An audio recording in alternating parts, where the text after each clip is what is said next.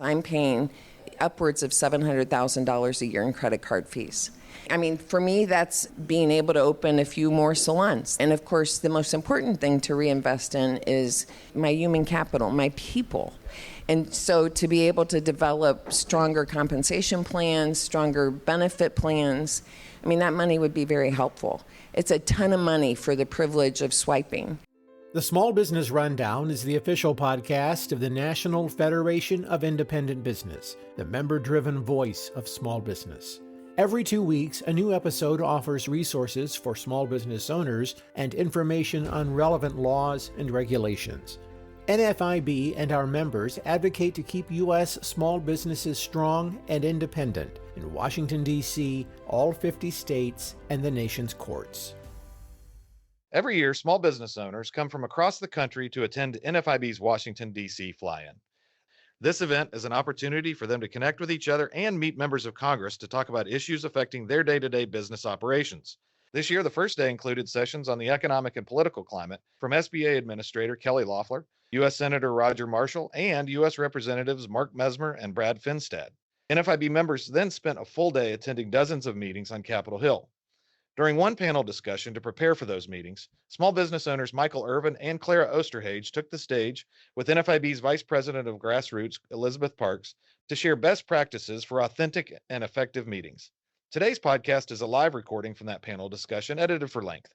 It offers an inside look at why NFIB members take time away from their businesses to participate in the NFIB fly-in. I'm Elizabeth Parks, NFIB's Vice President of Grassroots, and I'm privileged to lead a conversation today with Clara Osterhage and Michael Ervin as we prepare for Hill meetings where you will share your story and have the opportunity to influence your lawmakers. So to jump right in, let's introduce yourselves. Michael, Clara, if you'd tell us more about who you are, where you're from, if this is your first fly-in. Well, my name is Michael Ervin. I'm from St. Albans, West Virginia. Back in 2017, when the Tax Cuts and Jobs Act came into being, I got the bug to start my own business. So my wife and I started Coal River Coffee Company and started off as a small batch roastery in our garage. And so then we opened our first main location a little bit later in 2018 and just kind of expanded, and we both work in it now, and we ended up also starting a property restoration investment company. So now we get to have several businesses and several business owners, entrepreneurs just like us, giving it a go and seeing their dreams come true. But this is probably my 6th fly-in or summit experience, and they're awesome. So you guys, I'm glad that you guys are here. And I'm Clara Osterhage. I live in Dayton, Ohio. We opened our first hair salon 30 years ago in Springfield, Ohio, and have since. My love for entrepreneurs is so big because I spent 30 years building what now is 87 salons in 4 different states. And don't judge me as not being a small business owner, because I am. Every single one of these is their own entity, their own community. It's amazing to me the difference that we can make. So 30 years strong. The brand is Great Clips, so I'm a franchisee and I have access to a lot of resources because of that.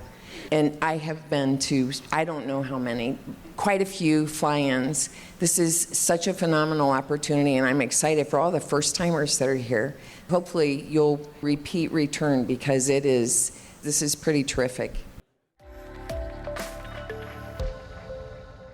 The best time to prepare for OSHA inspections is before one happens. NFIB's new webinar, OSHA Basics for Small Business, shares top tips for small business owners to ensure they're prepared, compliant, and ready for all stages of an OSHA inspection. Learn from the experts on how to protect your business from costly fines and penalties with NFIB's webinar at nfib.com/webinars. For Hill meetings tomorrow, we leave the comforts of this hotel and head to Capitol Hill, where the pace is quick, the meetings are sometimes in hallways, the offices are small, and the policy experts are young professionals advising members of Congress. So Clara, thinking back to your first DC fly-in, is there anything that you would add to that description, or what was the most surprising part of the Hill experience? I had no idea what I was getting into.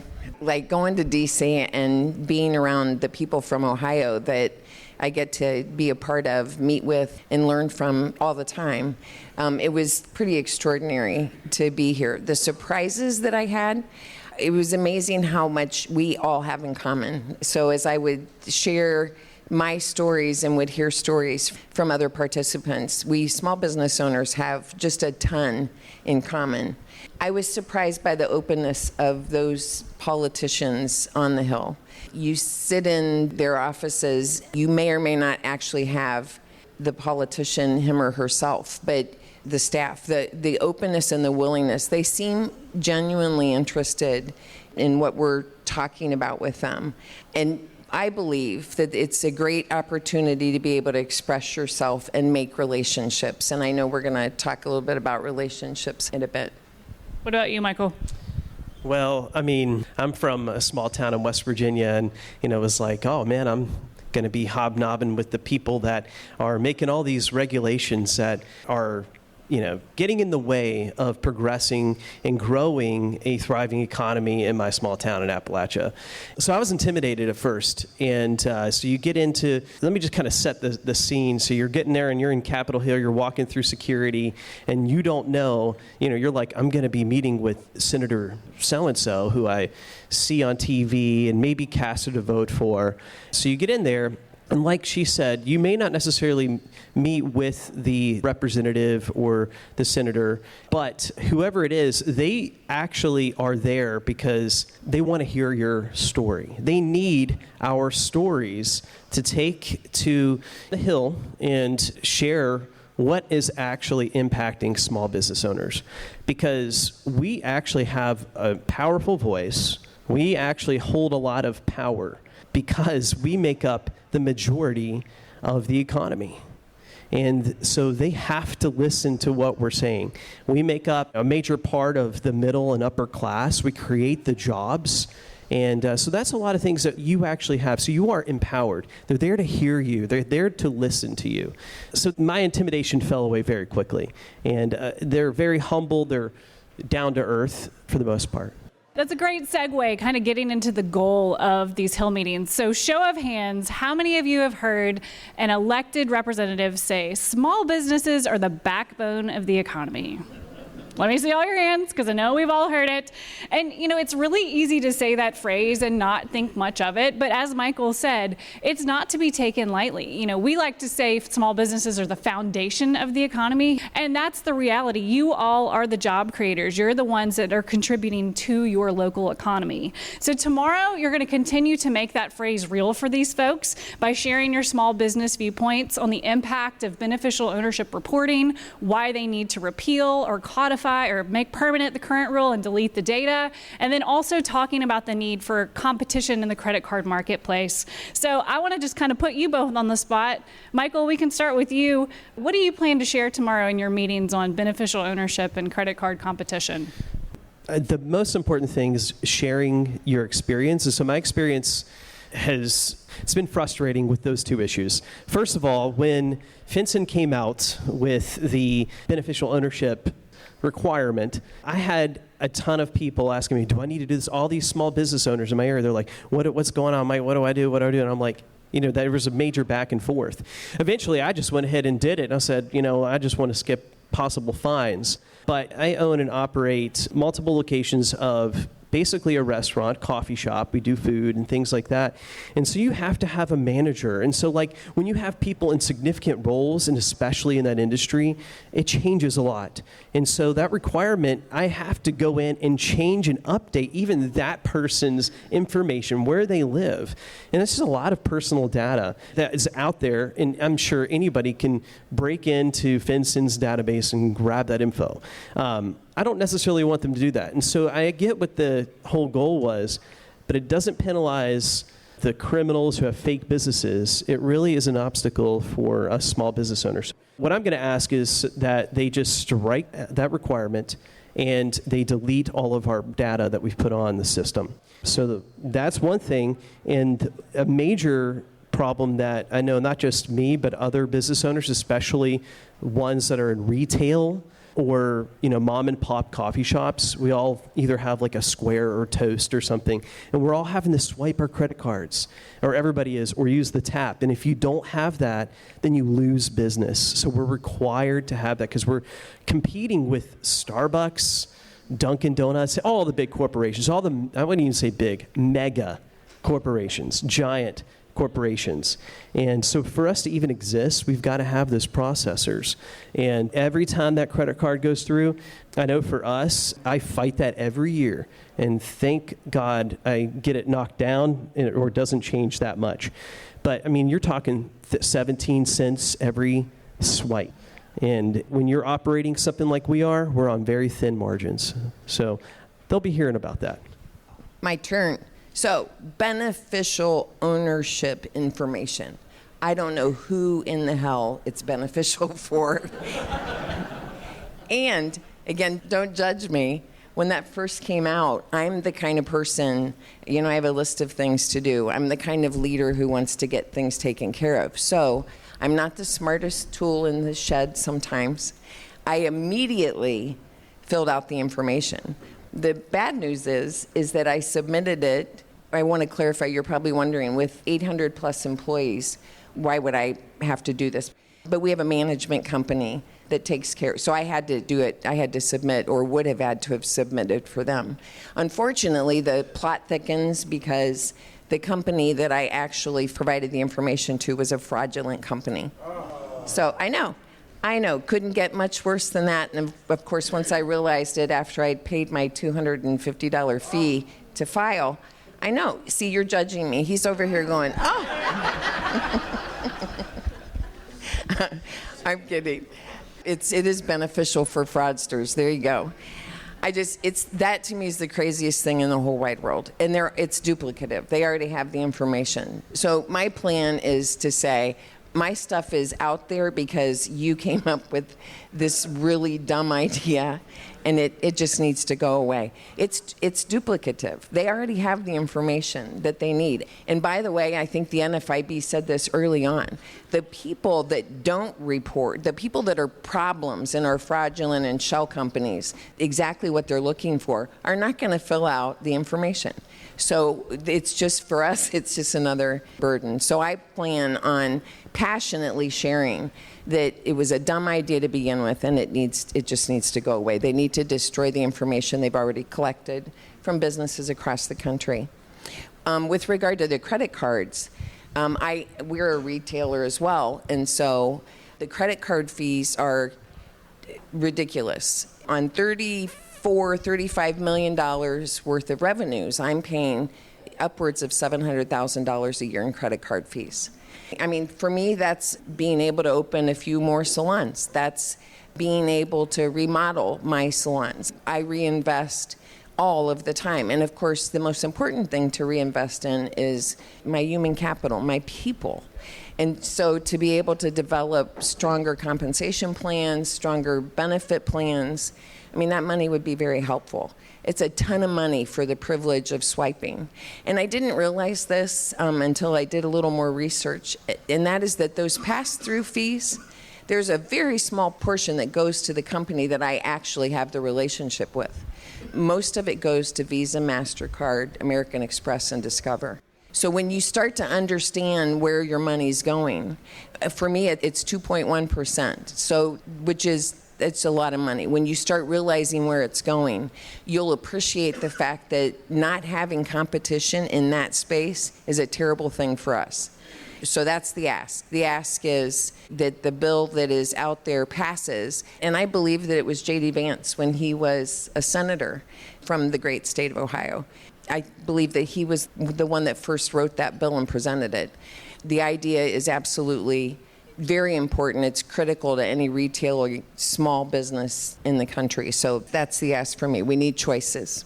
Absolutely. Well, and what's important to note about everything that you both just said is it was authentic and unique to both of your businesses. And so that's the same thing tomorrow. That's where you all have the impact. Maybe your credit card swipe fees are not six figures, but again, these folks most of them did not have small businesses. They don't understand the concept of cash flow and how every dollar counts and every dollar that you have back goes into your small business. So thank you both for sharing that. And again, showing these folks and for all of you tomorrow what it means when they say small businesses are the foundation of the economy. So switching gears a tiny bit, but well, not really, it's kind of along the same lines, impact, right? So there's this concept of second and third order effects. Some of you might be familiar with it, but essentially you folks live this every day as small business owners. The concept of second and third order effects is that you make a decision, it has an impact, but it's not, while that immediate impact is important, it's often the impact that happens after, those ripple effects that are just as impactful. And so the reason I share this is because tomorrow in these meetings, you're going to be sharing your stories, your small business viewpoint. Maybe you don't get an immediate, yes, absolutely, the congressman will co-sponsor. And to be honest, most of us won't get that. But that's okay. It's not about what the answer is that you get tomorrow. It's about those second and third order effects. So for example, maybe this looks like, hey, you know what? We just met with Michael, with Clara in DC, and the congressman's going to be home for a district work period in 2 weeks. You know what? I want to go by and visit their business. So maybe they're coming to your business. You're hosting them to continue the conversation that we start here today. Maybe those second and third order effects look like Congress has a hearing coming up on either of these issues that we're talking about. And they remember, you know what? NFIB had a huge group in DC from their fly-in. I wonder if they would have someone who'd be willing to testify. So again, it's not just about tomorrow, it's about the ripples that happen after tomorrow. And a side note on the testimony opportunity, just again, it kind of paints a picture of what this place is like, what Capitol Hill is like. Often these testify opportunities come up about a week and a half, 2 weeks. Congress is not great at always planning ahead. So just know, if you get that call from us saying, hey, would you be willing to testify? We're here to prepare and support you all along the way. And same thing if you want to host your member of Congress at your small business. I would even go as far to say that if you're in the conversation tomorrow and you're like, you know what, this man or woman needs to really see what I'm saying, go ahead and invite them in your meetings tomorrow. So thanks, FGR team, for helping to support that effort when these folks make those asks tomorrow. But those are just two examples of those second and third order effects. And so, Michael, I would love it, if you would just help me illustrate this a little more. You've had some experiences with your congressional delegation when it comes to asking them to co-sponsor things.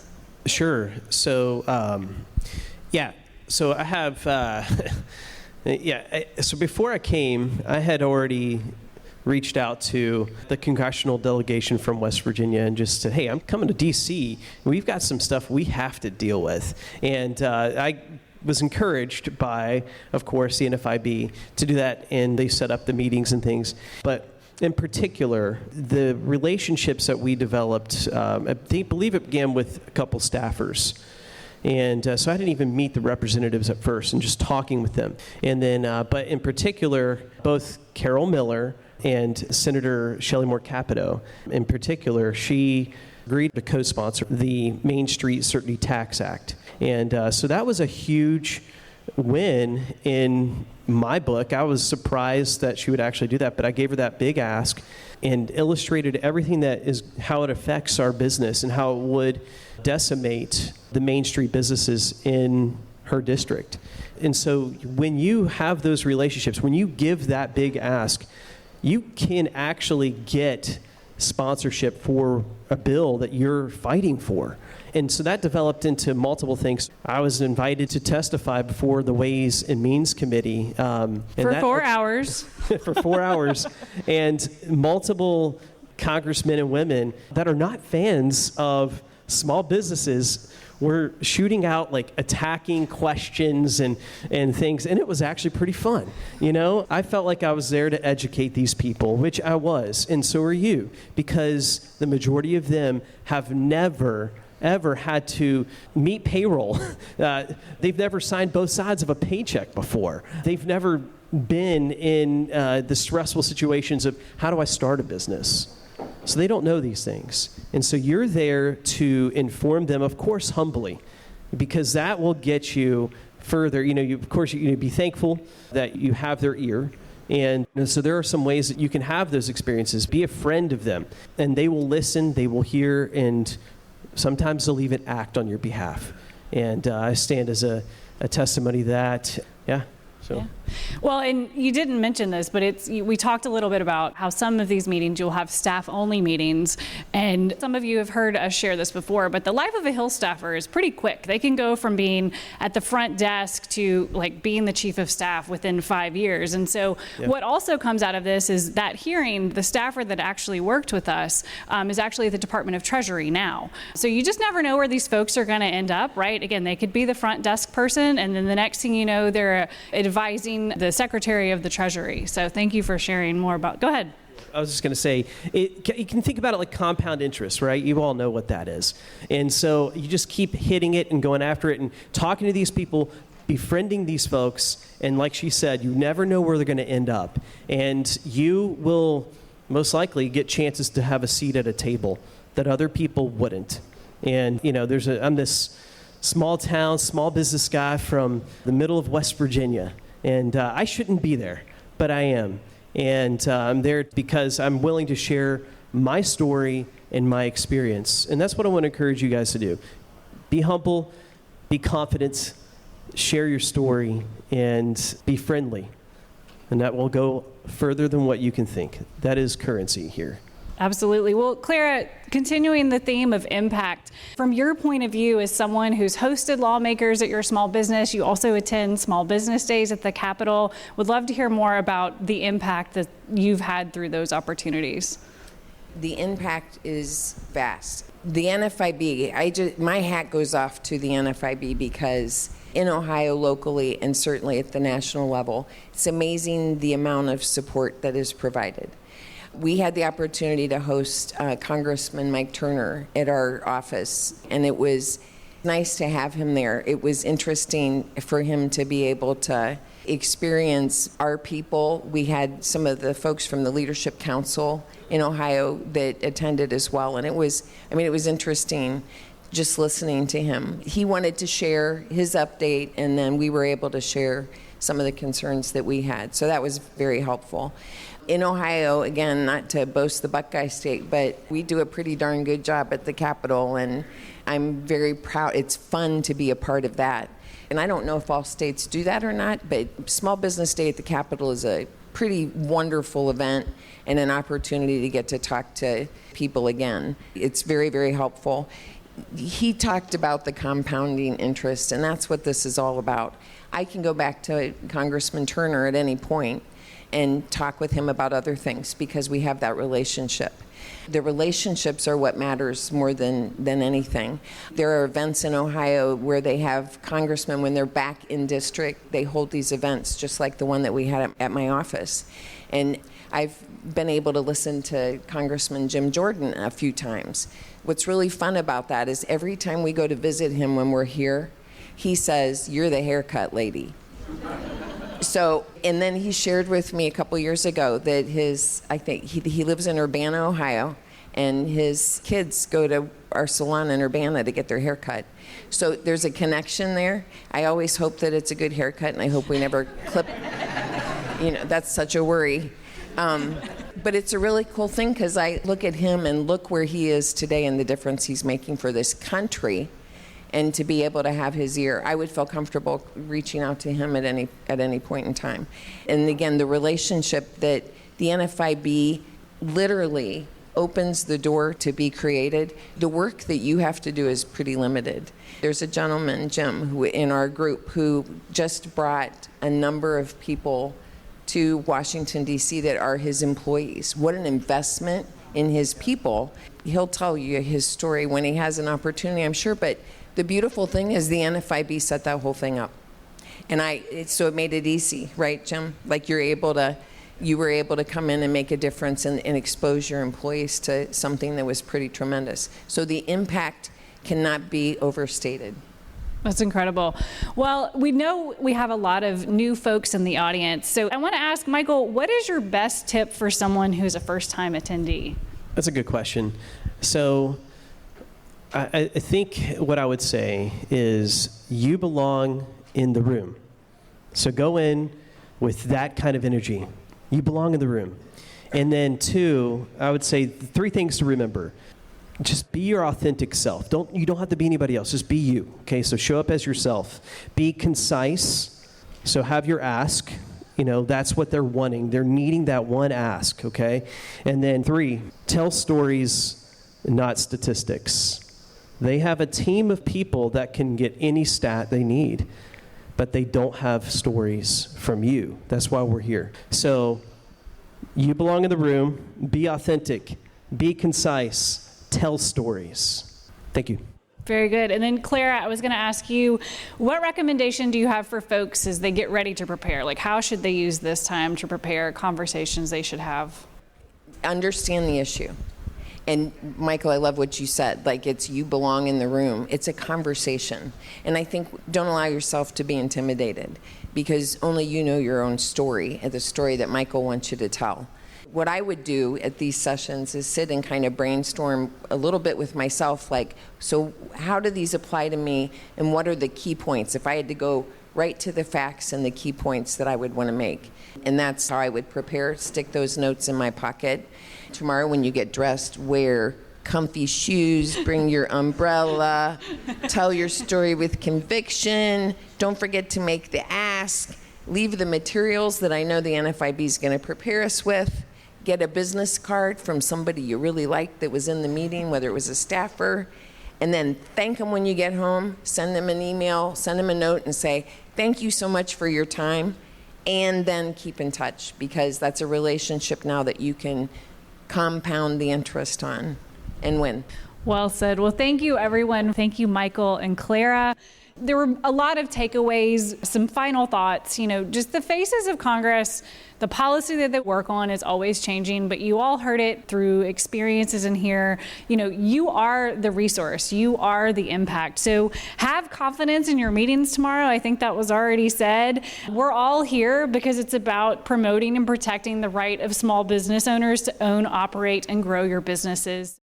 And that's where we'll leave it for today. But if you'd like to take a minute to help amplify the efforts of these small business owners, in today's show notes, you'll find links to easily send a message to your legislator on the same issues small business owners were fighting for on Capitol Hill this week.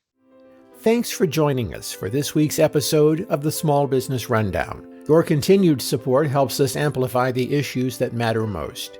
If you liked this episode, please help small business owners find the podcast by giving it a rating, like, or review. You can find us at nfib.com and on YouTube, X, LinkedIn, Instagram, and Facebook.